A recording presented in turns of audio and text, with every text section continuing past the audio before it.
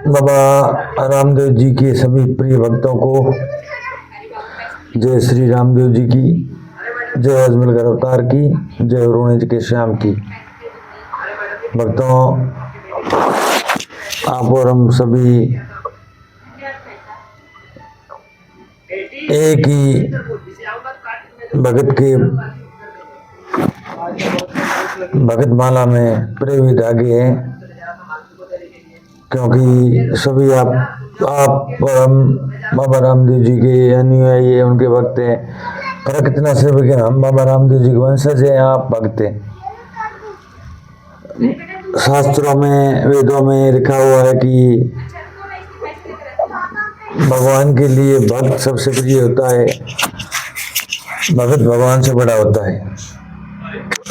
इसलिए आदमी को इस संसार में मानव जीवन मिला है तो सबसे ज़्यादा भक्ति करनी चाहिए, चाहे जब भी टाइम मिले।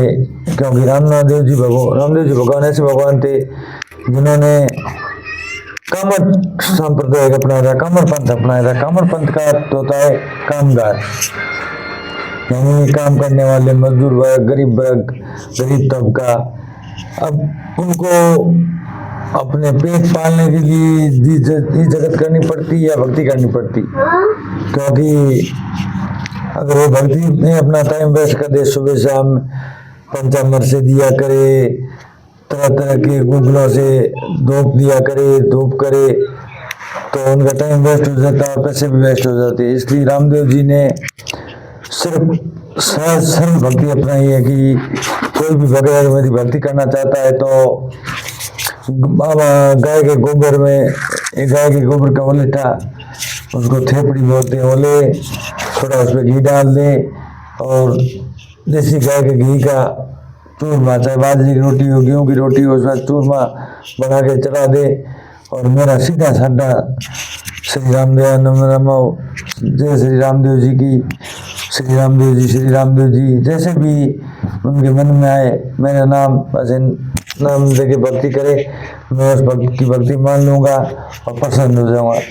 इसलिए कामर पंथ है। बाकी 14वीं शताब्दी थी, उस शताब्दी में एक तरफ तो मुगलों का आतंक था, दूसरी तरफ पूजा विधि बहुत महंगी थी।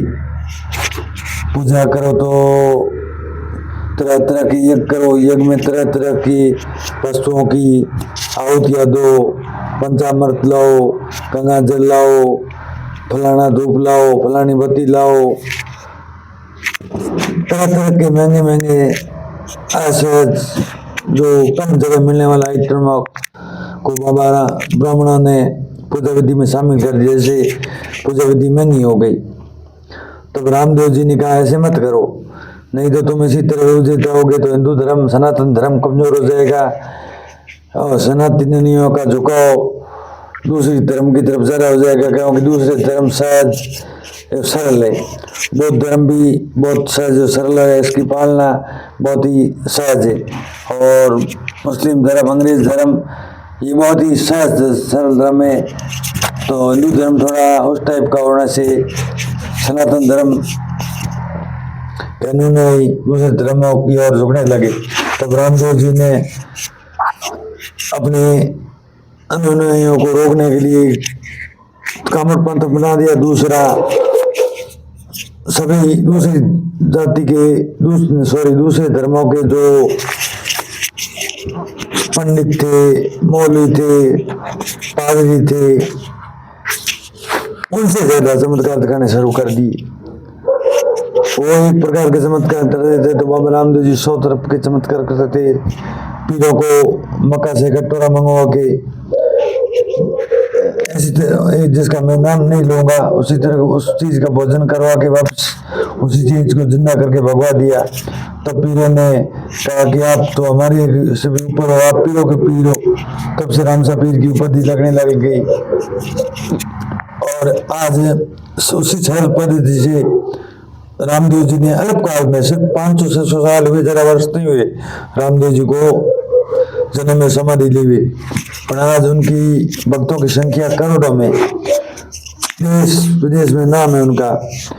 रामदेवरा का नाम किसी भी जगह जाओ तो सीधा बताया कि रामदेव राव बाबा रामदेव जी वाला गाँव। और हमारी सबसे बड़ी पहचान कतौर कि बाबा रामदेव जी के वंशज वो बहुत बड़े बहुत मान सम्मान देते हमारे को, बहुत इज्जत करते हैं, क्योंकि ये कारण है बाबा रामदेव जी की पर्चों का, उनकी सरल पूजा विधि का।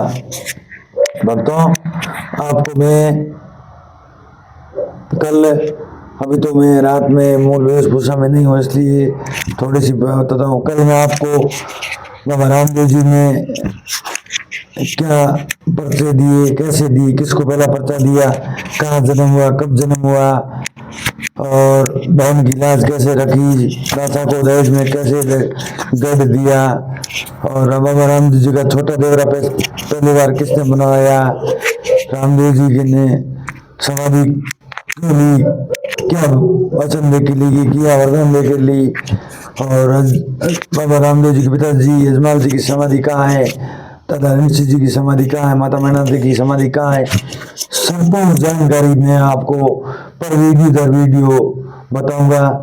आप सभी से अनुरोध है कि आप इस वीडियो को ज़्यादा से ज़्यादा शेयर करें, लाइक करें, फॉलो करें, ताकि बाबा रामदेव जी के भक्तों तक ये जानकारी पहुंच सके कि कल पीढ़ी दर यानी हर पीढ़ी में, कैसे पीढ़ी में, कितनी पीढ़ी में कौन बाबा रामदेव जी के जो रावपत्ती पदवी होती है, गाँव के ठाकुर की पदवी होती है, उस पर कौन बैठा, और 24 पर्चों कई बार पर्चों की जानकारी सहित संपूर्ण जानकारी साझा की जाएगी। इसलिए आप इस वीडियो को ज़्यादा से ज़्यादा शेयर करें, लाइक करें, फॉलो करें।